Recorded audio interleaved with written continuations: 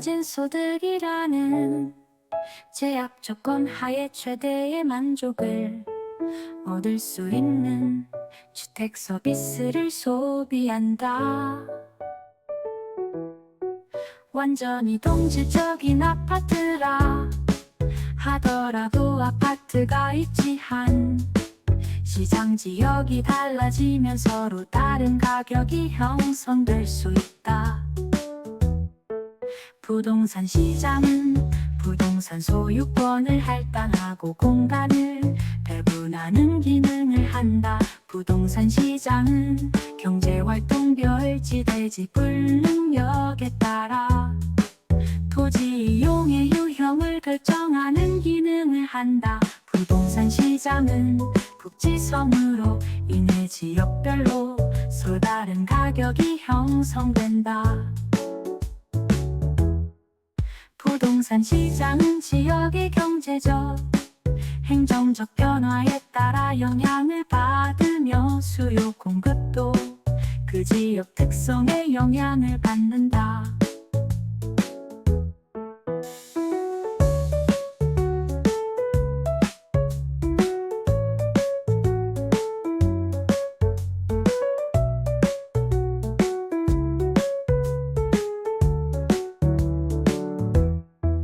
부동산 시장은 규모, 유형, 품질 등에 따라 세분화되고 지역별로 구분되는 특성이 있다. 일반적으로 부동산의 공급에는 상당한 시간이 소요되기 때문에 단기적으로 가격의 왜곡이 발생할 가능성이 있다. 부동산 시장에서는 수요와 공급의 불균형으로 인해 단기적으로 가격 형성이 왜곡될 가능성이 있다. 부동산 시장에서는 정보의 비대칭성으로 인해 부동산 가격의 왜곡 현상이 나타나기도 한다.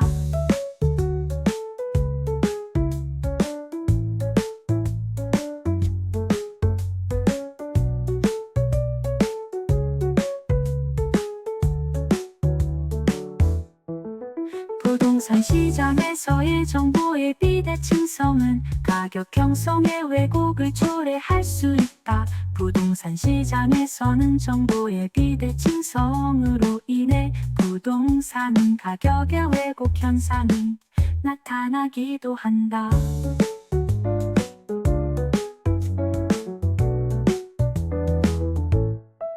부동산 시장은 비공개성으로 불합리한 가격이 형성되며 이는 개별성과 관련이 깊다.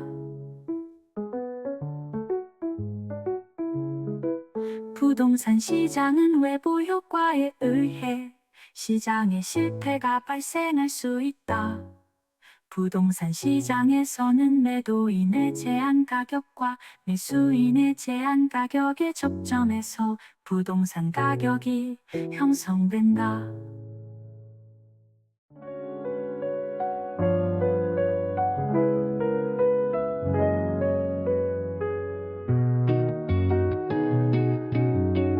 부동산 시장에서는 일반적으로 매수인의 제한 가격과 매도인의 요구 가격 사이에서 가격이 형성된다. 부동산 시장에서는 어떤 특정한 지역에 국한되는 시장의 지역성 혹은 지역시장성이 존재한다. 부동산 거래 비용의 증가는 부동산 수요자와 공급자의 시장 진출입에 제약을 줄 수 있어 불안정 경쟁 시장의 요인이 될 수 있다. 진입장벽의 존재는 부동산 시장을 불안전하게 만드는 원인이다.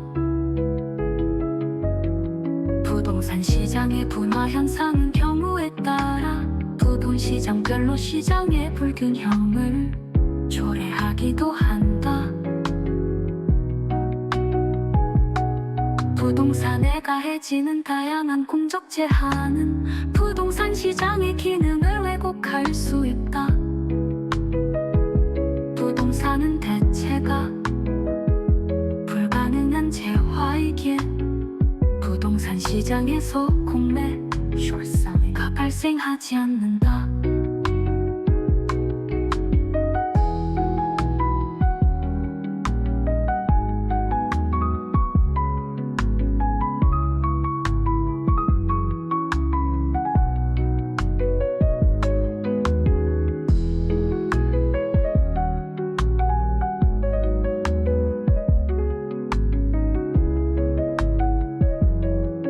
부동산 시장은 부동산의 유형, 규모, 품질 등에 따라 구별되는 하위 시장이 존재한다. 부동산 시장은 부동산 권리의 교환, 가격 결정, 경쟁적 이용에 따른 공간 배분 등의 역할을 수행한다. 주택여과 과정은 주택의 질적 변화와 가구의 이동과의 관계를 설명해준다. 저급주택이 수선되거나 재개발되어 상위계층으로 사용되는 것을 상향여과라 한다. 주택의 여과 과정은 시간이 경과하면서 주택의 질과 주택에 거주하는 가구의 소득의 변화에 따라 발생하는 현상이다. 주택의 여과 과정이 원활하게 작동하는 주택시장에서 주택 여과 효과가 긍정적으로 작동하면 주거의 질을 개선하는 효과가 있다. 저급주택이 재개발되어 고소득 가구의 주택으로 사용이 전환되는 것을 상향여과라 한다. 주택의 하향여과는 소득 감소로 인해 저가주택의 수요가 증가되었을 때 나타난다. 주택의 하향여과 과정이 원활하게 작동하면 저급주택의 공급량이 증가한다.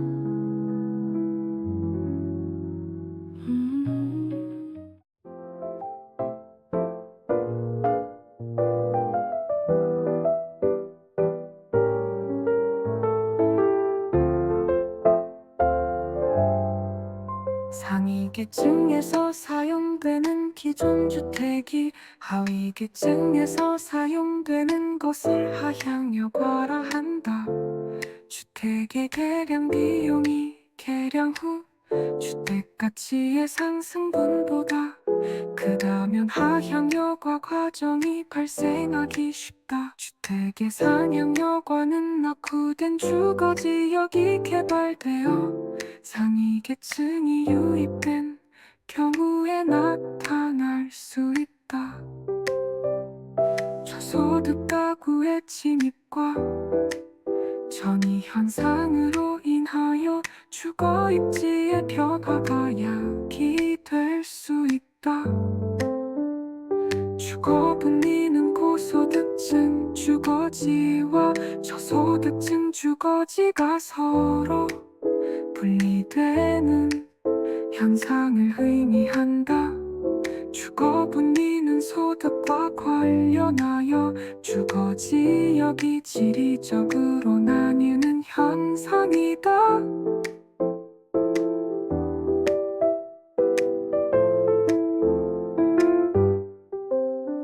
고소득층 주거지와 저소득층 주거지가 인접한 경우 경계지역 부근의 저소득층 주택은 할증되어 거래되고 고소득층 주택은 할인되어 거래된다.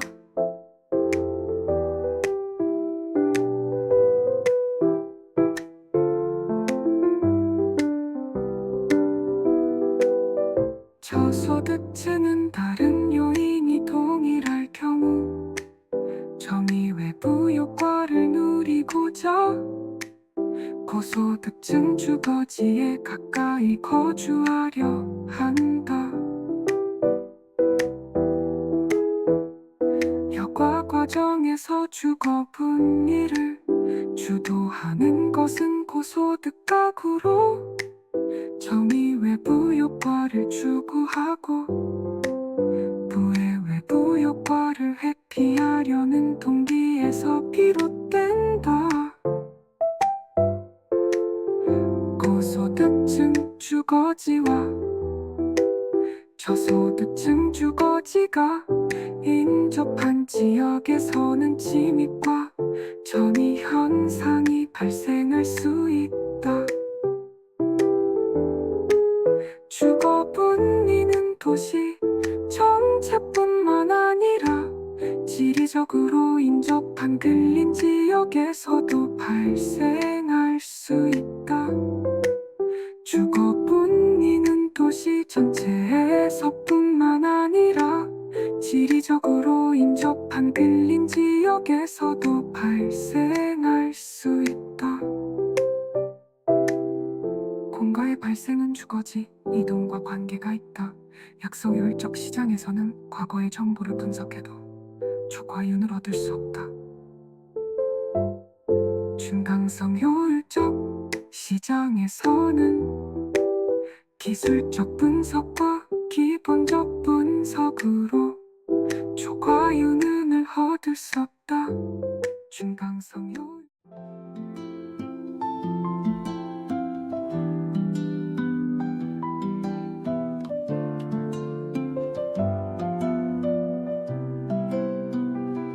중간성 효율적 시장은 과거의 정보뿐만 아니라 새로 공표된 정보도 지체 없이 시장 가치에 반영되므로 초과이윤을 얻을 수 없다. 강성효율적 시장에서는 정보를 이용하여 초과이윤을 얻을 수 없다. 누구든지 어떤 정보로도 초과이익 불가능. 부동산 시장이 강성효율적 시장일 때 초과이윤을 얻는 것은 불가능하다. 강성효율적 시장에서는 공표되지 않은 정보를 분석해도 초과이윤을 얻을 수 없다. 효율적 시장은 본질적으로 제품의 동질성과 상호 대체성이 있는 시장이다. 우리나라 부동산 시장은 부동산 증권화 및 실거래가 제도로 인해 효율성이 점차 증대되고 있다.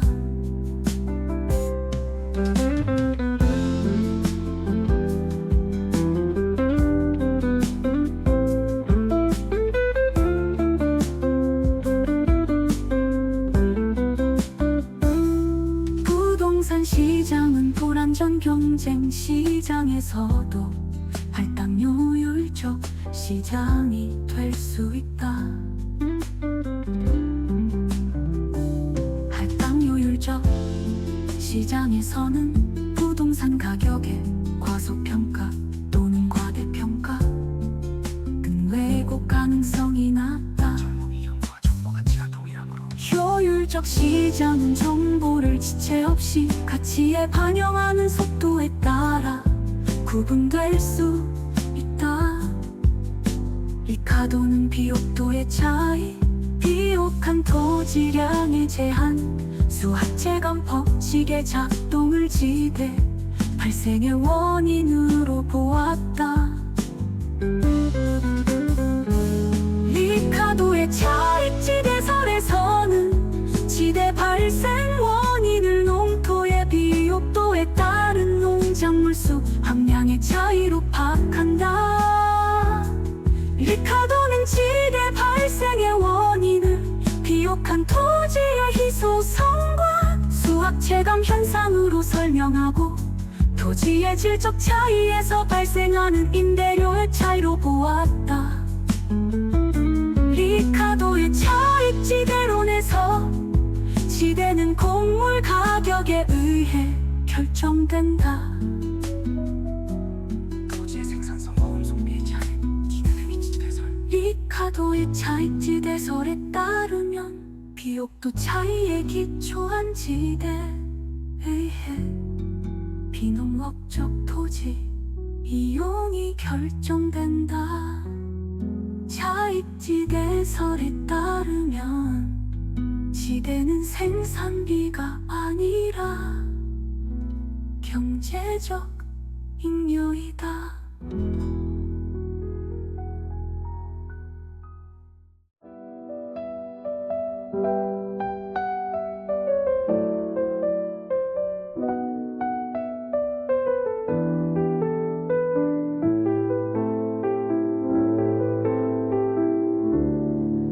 자익지대론에 따르면 지대는 잉여이기에 토지 생산물의 가격이 높아지면 지대가 높아지고 토지 생산물의 가격이 낮아지면 지대도 낮아진다. 리카도는 한 개지의 생산비와 5등지의 생산비 차이를 자익지대로 보았다. 자익지대는 토지의 비옥도를 중요시한다. 자익지대설에 따르면 초반적 한 개의 토지에는 지대가 발생하지 않으므로 무지대가 된다. 절대지대설은 토지의 소유 자체를 지대 발생의 원인으로 보며 자익지대설로는 설명이 불가능한 최열등지에 대한 지대 발생의 근거를 제시하고 있다.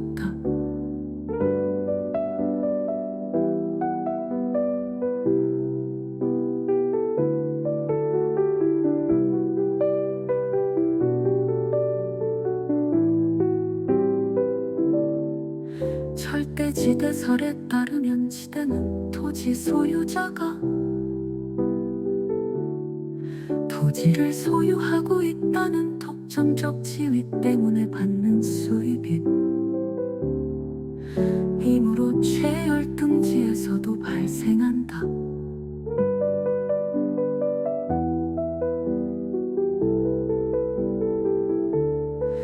절대지대설에 따르면 토지 소유자는 토지 소유자라는 독점적 지위를 이용하여 최열등지에도 지대를 요구한다. 마르크스의 절대지대설에 따르면 최열등지에서도 지대가 발생한다. 절대지대설에 따르면 토지의 소유 자체가 지대의 발생 요인이다. 절대지대설에 따르면 토지의 생산성과 무관하게 토지가 개인에 의해 배타적으로 소유되는 것으로부터 발생한다. 절대지대설에 따르면 지대란 토지의 비옥도와 생산력에 관계없이 발생한다. 위치지대설에서 지대 함수는 중심지에서 거리가 멀어짐에 따라 지대가 점점 감소하는 함수이다. 위치지대설에 따르면 다른 조건이 동일한 경우 지대는 중심지에서 멀어질수록 하락한다.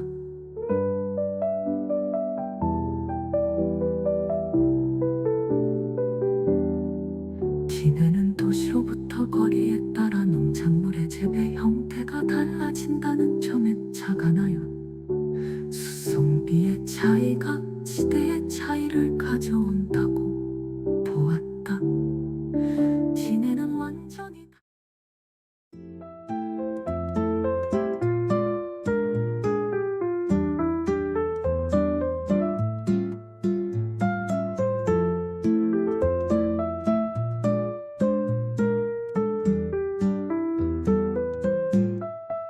기내는 완전히 단절된 고립국을 가정하여 이곳의 작물 재배 활동이 생산비와 수송비를 반영하여 공간적으로 분화된다고 보았다. 기내의 위치지대설에 따르면 서로 다른 지대 곡선을 가진 농산물들이 입지 경쟁을 벌이면서 각 지점에 따라 가장 높은 지대를 지불하는 농업적 토지 이용의 토지가 할당된다. 디넨의 위치 지대설에 따르면 중심지에 가까울수록 지변 농업이 입지하고 교외로 갈수록 조방 농업이 입지한다. 디넨의 위치 지대설에 따르면 농산물 생산 활동의 입지 경쟁 과정에서 토지 이용이 할당되어 지대가 결정되는데 이를 입찰지대라 한다.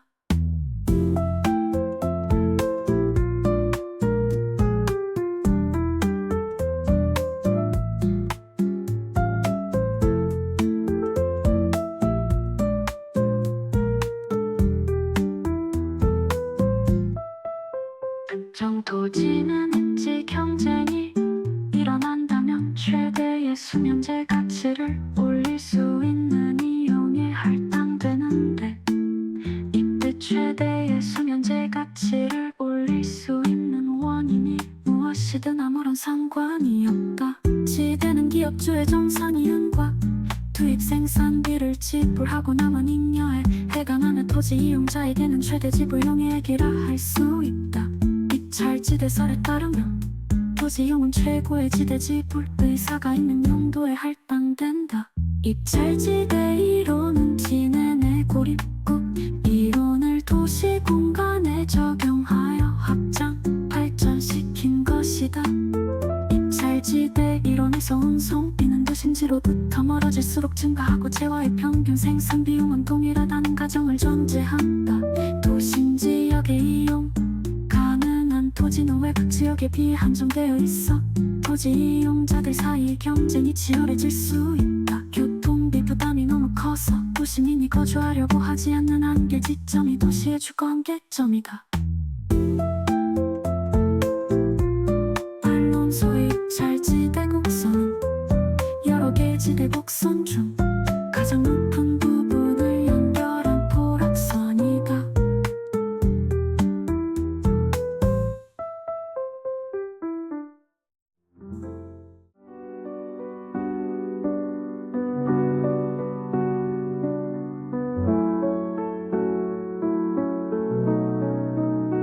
반론소는 단일 도시의 토지 이용 형태를 설명하면서 입찰지대의 개념을 적용하였다. 반론소의 입찰지대 곡선은 도심에서 외곽으로 나감에 따라 가장 높은 지대를 지불할 수 있는 각 산업의 지대 곡선들을 연결한 것이다. 마찰 비용 이론에 의하면 교통수단이 좋을수록 공간의 마찰이 작아지며 이때 토지 이용자는 마찰 비용으로 교통비와 지대를 지불한다고 본다. 헤이그의 마찰 비용 이론에서는 교통비와 지대를 마찰 비용으로 본다. 헤이그의 마찰 비용 이론에서는 교통비와 지대를 마찰 비용으로 본다. 헤이그의 마찰 비용 이론에 따르면 마찰 비용은 교통비와 지대로 구성된다. 헤이그의 마찰 비용 이론에서 지대는 마찰 비용에 교통비를 뺀 값으로 산정된다. 준지대는 생산을 위하여 사람이 만든 기계나 기구들로부터 얻는 소득이다.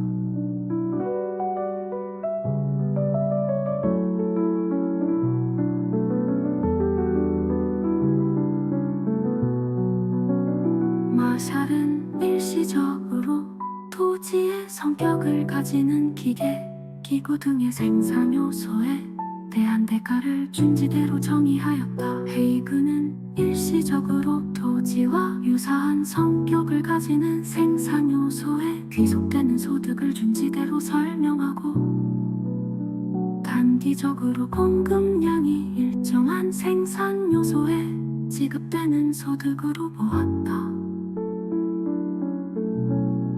토지에 대한 개량 공사로 인해 추가적으로 발생하는 일시적인 소득은 준지대에 속한다. 고정 생산 요소의 공급량은 단기적으로 변동하지 않으므로 다른 조건이 동일하다면 준지대는 고정 생산 요소에 대한 수요에 의해 결정된다. 준지대는 토지 이외의 고정 생산 요소에 귀속되는 소득으로서 다른 조건이 동일하다면 일시적으로 지대의 성격을 가지는 소득이다. 마샬의 준지대설에 따르면 생산을 위하여 사람이 만든 기계나 기구들로부터 얻은 일시적인 소득은 준지대에 속한다. 전용 수입은 어떤 생산 요소가 다른 용도로 전환되지 않고 현재의 용도에 그대로 사용되도록 지급하는 최소한의 지급액이다.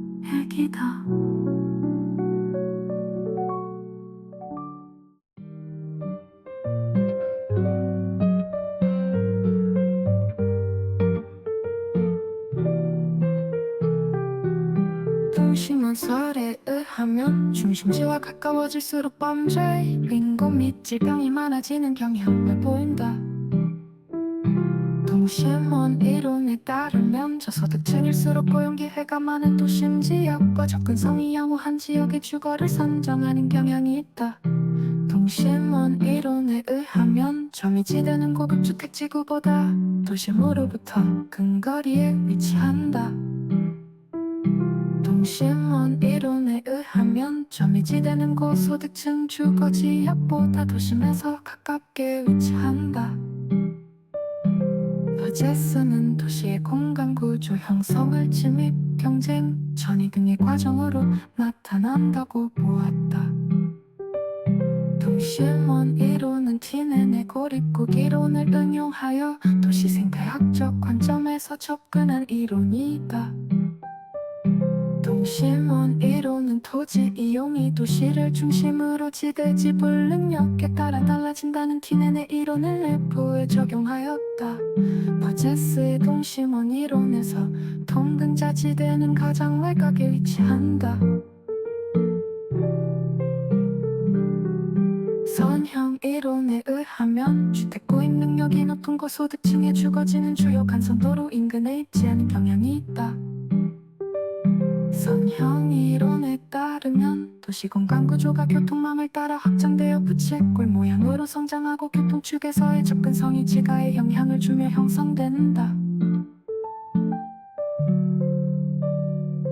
호이트에 의하면 도시는 전체적으로 원을 반영한 부채꼴 모양의 형성으로 그 핵심의 도심도 하나이나 교통의 선이 도심에서 방사되는 것을 전제로 하였다. 호이트의 선형 이론에 따르면 도시 공간 구조의 성장과 분화는 주요 교통축을 따라 부채꼴 모양으로 확대되면서 나타난다. 호이트는 도시의 성장과 분화가 주요 교통망을 따라 확대되면서 나타난다고 보았다. 선형 이론은 미국의 경제학자 호이트가 주장하였다.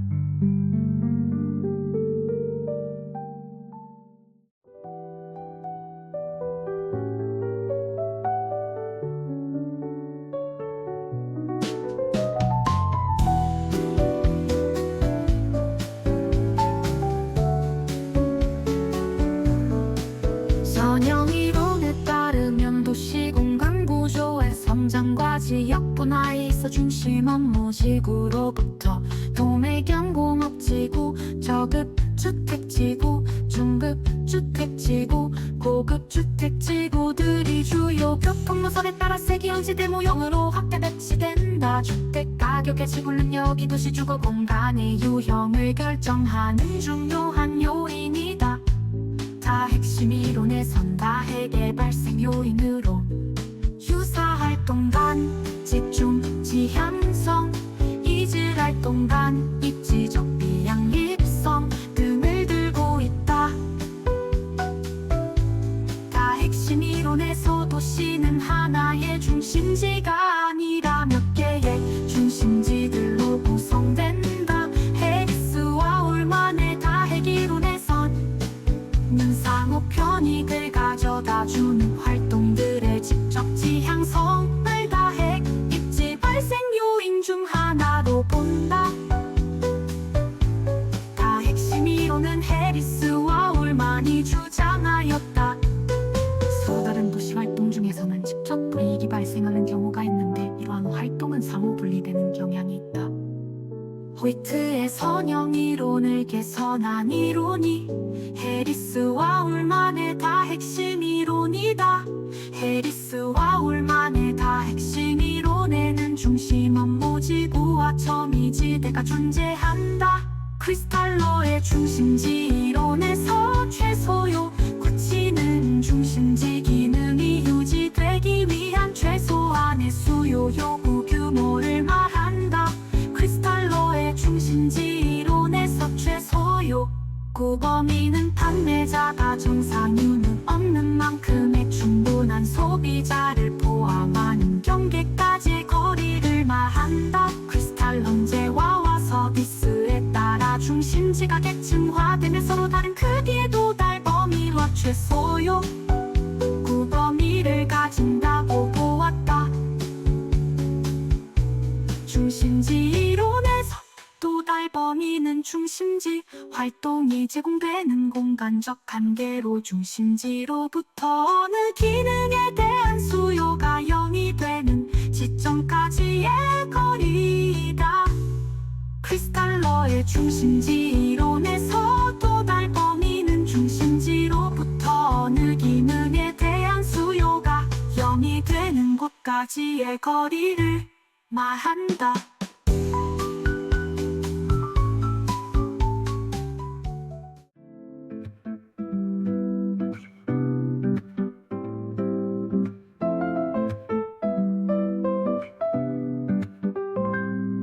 크리스탈러의 중심지로는 인간적 주체계 분포 원리와 상업 입지의 계층 체계를 설명하고 있는 입지 이론이다.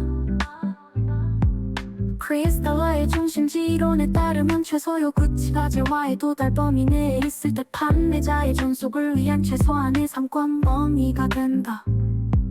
크리스탈러의 중심지 이론은 고객의 다목적 구매 행동, 고객의 지역 간 문화적 차이를 반영하지 않았다는 비판이 있다. 크리스탈러의 중심지 이론에서 배후지는 중심지에 의해 재화와 서비스를 제공받는 주변 지역을 말한다. 소매인력 법칙에 따르면 두 개 도시의 상거래의 빈력은 두 도시의 인구에 비례하고 두 도시의 분기점으로부터의 거리의 제곱에 반비례한다. 레일리는 두 중심지가 소비자에게 미치는 영향력의 크기는 두 중심지의 크기에 반비례하고 두 중심지의 크기에 비례하고 거리의 제곱에 반비례한다고 보았다. 허프는 상권 분석에서 결정론적인 접근보다 확률론적인 접근이 필요하다고 보았다. 허프 모형에 따르면 중용 모형의 공간 거리 마찰 계수는 시장의 교통 조건과 매장 물건의 특성에 따라 달라지는 값이다. 허프 모형에 따르면 교통 조건이 나빠지면 공간 거리 마찰 계수가 커진다. 허프 모형에 따르면 전문 품종의 경우 일상용품보다 공간 마찰 계수가 작다. 허프는 소비자들의 특정 상점의 구매를 설명할 때 실측거리, 시간거리, 매장 규모와 같은 공간 요인뿐만 아니라 효용이라는 비공간 요인도 고려하였다.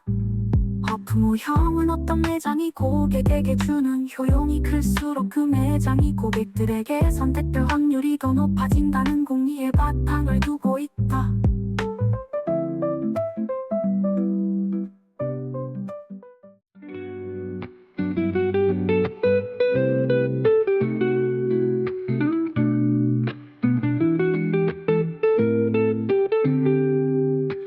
허프 모형에 따르면 해당 매장을 방문하는 고객의 행동력은 방문하고자 하는 매장의 크기에 비례하고 매장까지의 거리에 반비례한다. 경험가되는 매장 값에만 비례한다. 허브용에 따르면 일반적으로 소비자는 가장 가까운 곳에서 상품을 선택하려는 경향이 있다. 허브용은 고정된 상권을 놓고 경쟁함으로써 제로섬 게임이 된다는 한계가 있다.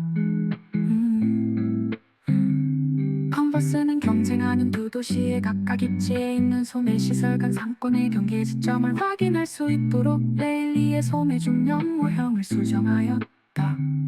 컨버스는 경쟁 관계에 있는 두 소매 시장 간 상권의 경계 지점을 확인할 수 있도록 소매 중력 모형을 수정하였다.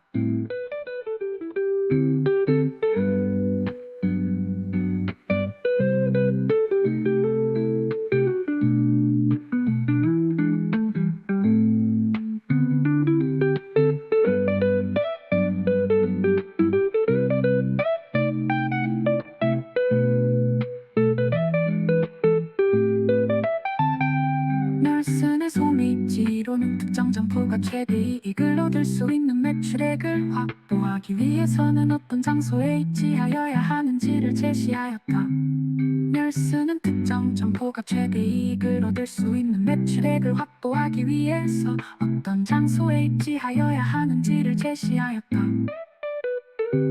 널슨의 소매 입지로는 특정 점포가 최대 이익을 얻을 수 있는 매출액을 확보하기 위해서는 어떤 장소에 위치하여야 하는가에 대한 원칙을 제시한 것이다.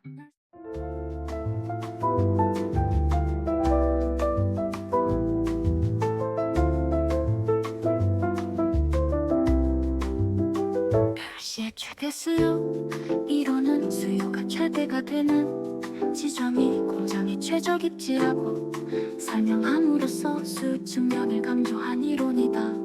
성비와 측정 이익을 고려한 이론은 페버의 공업 입지론, 페버의 최소 비용 이론은 다른 생산 조건이 동일하다면 수송비는 원료와 제품의 무게, 원료와 제품이 수송되는 거리에 의해 결정된다고 본다.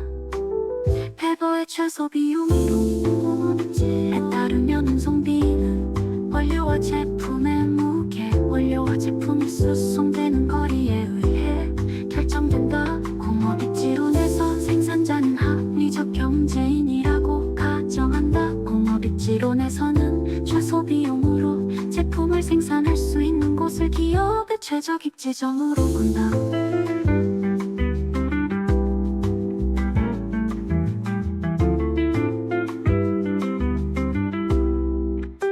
페버는 운송비, 노동비, 직접 이익을 고려하여 비용이 최소화되는 지점이 공장의 최적 입지가 된다고 보았다. 공업 입지론에서는 기업의 입지 요인으로 수송비, 인건비, 직접 이익을 제시하였다.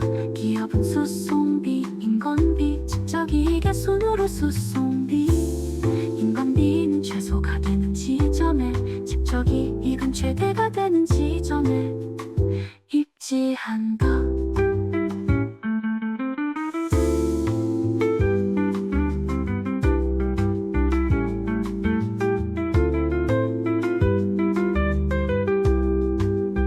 페버의 최소 비용 이론에 따르면 최소 비용 지점은 최소 운송비 지점, 최소 노동비 지점, 직접 이익이 발생하는 구역을 종합적으로 고려해서 결정한다. 페버의 최소 비용 이론 산업 입지의 영향 요소를 운송비, 노동비, 직접 이익으로 구분하고 이 요소들을 고려하여 비용이 최소화되는 지점이 공장의 최적 입지가 된다는 것이다. 페버의 최소 비용 이론에 따르면 최소 비용 지점은 최소 운송비 지점, 최소 노동비 지점, 직접 이익이 발생하는 구역을 종합적으로 고려해서 결정한다.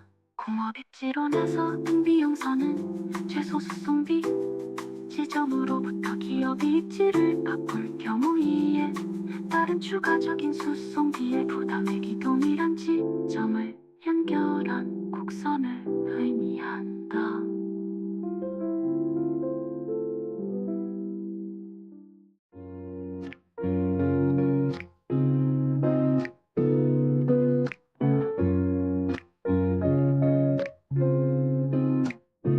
배보의 최소 비용 이론 에서 최소한 소비 지점으로부터 기업 입지를 바꿨을 때 이에 따른 추가적인 운송비의 부담액이 동일한 지점을 연결한 것이 등 비용선이다. 배보의 최소 비용 이론 에서 등 비용선은 최소 운송비 지점으로부터 기업 입지를 바꿀 경우 이에 따른 추가적인 운송비의 부담액이 동일한 지점을 연결한 곡선을 의미한다. 에 따르면 운송비의 관점에서 특정 공장이 원료지 양적인지 또는 시장 지향적인지를 판단하기 위해 원료지수 개념을 사용한다. 에 따르면 원료지수 가일보다 큰 공장은 원료지 양적 입지를 선호한다. 배보의 최소 비용 이론에 따르면 국제 원료 중 양보다 큰 제품을 생산하는 공장은 시장 지향적 입지를 선호한다. 상권 확정을 위한 접근법으로는 공간 독점 접근법, 시장 침투 접근법, 분산 시장 접근법이 있는데 국가 구조과 같은 전문품점의 경우 분산 시장 접근법이 유용하다. 잡화점 세탁소는 산재성 점포이고 백화점 비금속 점은 집심선 점포이다. 상권은 점포의 매출이 발생하는 구역을 정의하는 공간 개념으로 상품이나 서비스 종류에 따라 규모가 다르다. 일반적으로 상품이나 서비스 구입 빈도가 낮을수록 상권의 규모는 크다. 도시 공간 구조의 변화를 야기하는 요인은 교통의 발달뿐만 아니라 소득의 증가에 관련이 있다.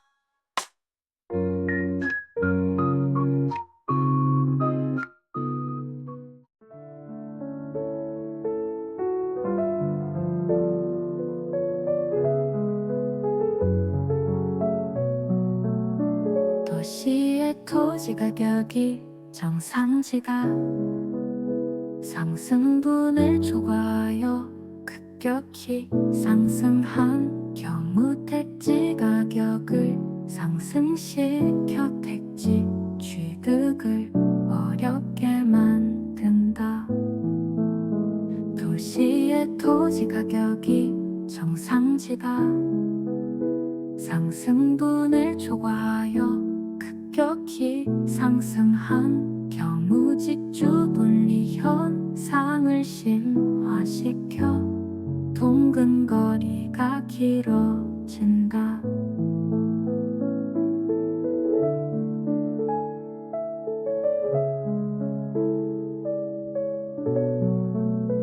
도시의 토지 가격이 정상지가 상승분을 초과하여 급격히 상승한 경우 토지의 집약적 이용을 촉진하고 주거지의 외연적 확산을 조장한다. 도시의 토지 가격이 정상지가 상승분을 초과하여 급격히 상승한 경우 한정된 사업 비중 택지비의 비중이 높아져 상대적으로 건축비의 비용이 줄어들기 때문에 주택의 성능이 저하될 우려가 있다.